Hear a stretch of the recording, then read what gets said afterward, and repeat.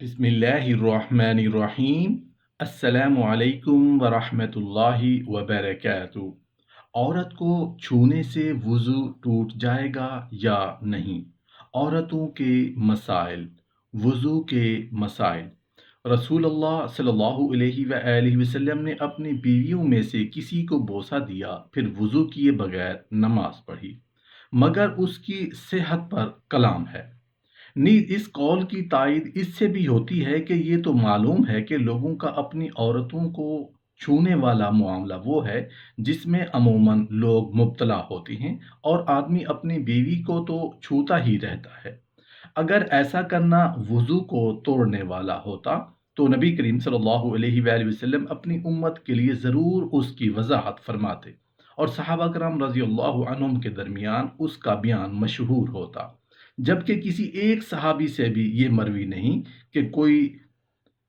صحابی اپنی بیوی یا کسی اور عورت کو صرف ہاتھ لگ جانے سے وضو کرتا ہو، اور نہ ہی اس مسئلہ میں کسی صحابی نے نبی کریم صلی اللہ علیہ وآلہ وسلم سے کوئی حدیث بیان کی ہے۔ لہٰذا معلوم ہوا کہ عورت کو چھونے سے وضو ٹوٹنے والا مسئلہ باطل ہے۔ علماء کے مختلف اقوال میں سے صحیح ترین قول یہ ہے کہ بلا شبہ عورت کو چھونا، اس سے مصافحہ کرنا مطلق طور پر وضو کو نہیں توڑتا، خواہ وہ چھوئی گئی عورت اجنبیہ ہو یا بیوی ہو یا ایسی عورت جس سے نکاح حرام ہے، کیونکہ شریعت کی اصل کے مطابق چھونے والے کا وضو باقی ہے یہاں تک کہ وضو کے ٹوٹنے پر کوئی شرعی دلیل ثابت ہو، اور اس مسئلہ پر کوئی صحیح حدیث بھی ثابت نہیں۔ عورتوں کو چھونے سے وضو ٹوٹتا ہے یا نہیں، اس کے متعلق فقہا کے تین اقوال ہیں، دو انتہائی اور ایک معتدل۔ ان اقوال میں سے ضعیف قول یہ ہے کہ عورتوں کو چھونا وضو کو توڑ دیتا ہے جب وہ چھونا شہوت کے بغیر ہو، البتہ جس کو چھوا گیا ہے وہاں پر شہوت کا خدشہ موجود ہو۔ یہ قول امام شافعی رحمۃ اللہ علیہ کا ہے۔ یہ ہے کہ بے شک عورتوں کو چھونا کسی حال میں بھی ناقص وضو نہیں، اگرچہ وہ چھونا شہوت کے ساتھ ہی کیوں نہ ہو۔ یہ قول امام ابو حنیفہ رحمۃ اللہ علیہ کا ہے۔ اگرچہ یہ دونوں قول امام احمد رحمۃ اللہ علیہ سے مروی ہیں، بلا شبہ عورت کو چھونا اگر شہوت کے ساتھ ہو تو یہ ناقص وضو ہے، اور اگر چھونا شہوت کے بغیر ہو تو ناقص وضو نہیں ہے۔ اس مسئلہ میں یہ قول اور اس سے پہلے والا قول ہی قابل التفات ہے۔ وضو توڑنے کو عورت کو صرف چھونے سے معلق کرنا نہ صرف اصول کے خلاف ہے بلکہ یہ اجماع صحابہ اور آثار صحابہ رضی اللہ عنہم کے بھی خلاف ہے جو اس کے قائل ہے، اور اس کے پاس بطور دلیل نہ کوئی نص ہے نہ کوئی قیاس۔ اگر اللہ تعالیٰ کے اس فرمان اولمستم النساء، ہاتھ سے چھونا اور بوسہ وغیرہ سے لے لینا مراد لیا جائے، جیسا کہ ابن عمر رضی اللہ عنہ سے کا قول بھی ہے، تو یہ موقف درست نہیں، کیونکہ قرآن و سنت میں جہاں بھی اس طرح کے الفاظ ذکر کیے گئے ہیں وہاں ان سے مراد شہوت کے ساتھ چھونا یعنی جماع ہی مراد ہوتا ہے، جیسا کہ آیت اعتکاف میں ہے، اور مسجد میں اعتکاف کرنے کے دوران عورتوں سے مباشرت نہ کرو۔ اعتکاف کرنے والے کے لیے بغیر شہوت سے عورت کے ساتھ مباشرت تو کرنا حرام نہیں، حرام وہ مباشرت ہے جو شہوت کے ساتھ ہو۔ اسی طرح محرم آدمی جس کی پابندی اعتکاف سے سخت ہے بغیر شہوت کے عورت سے مباشرت کرے تو یہ اس کے لیے بھی حرام ہے، نہ ہی اس پہ اس جرمانے کے طور پر قربانی لازم آتی ہے۔ ایسے ہی اللہ تعالیٰ کا یہ فرمان، پھر تم ان کو چھوئے بغیر طلاق دے دو، اور یہ فرمان تم پر کوئی گناہ نہیں اگر تم عورتوں کو طلاق دے دو جب تک تم نے انہیں ہاتھ نہ لگایا ہو۔ ان آیات میں عورت کو چھونے سے اگر شہوت کے بغیر چھونا مراد لیا جائے تو اس سے عورت پر نہ عدت ہے نہ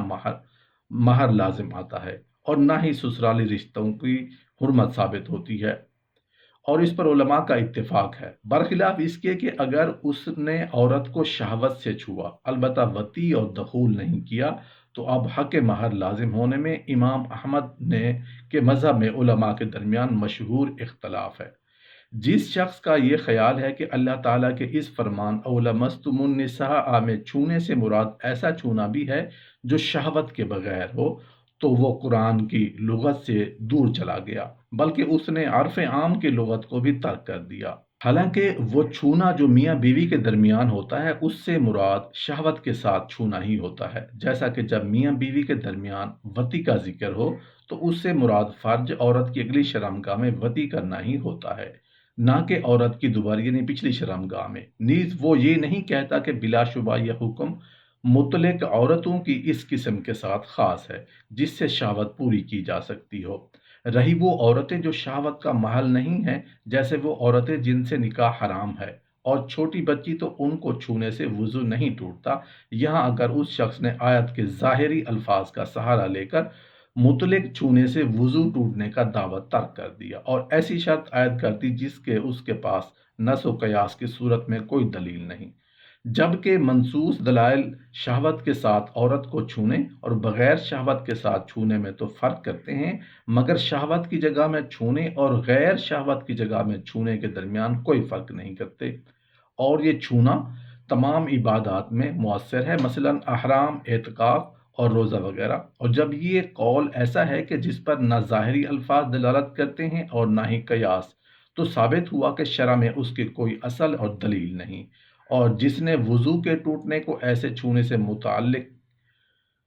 کیا جو شہوت کے ساتھ ہو، تو اس کی دلیل وہ ظاہری مفہوم ہے جو اس طرح کے الفاظ کے متعلق مشہور ہوتا ہے، اور شریعت کے اصول و دلائل پر قیاس کرنا اس کی دوسری دلیل ہے،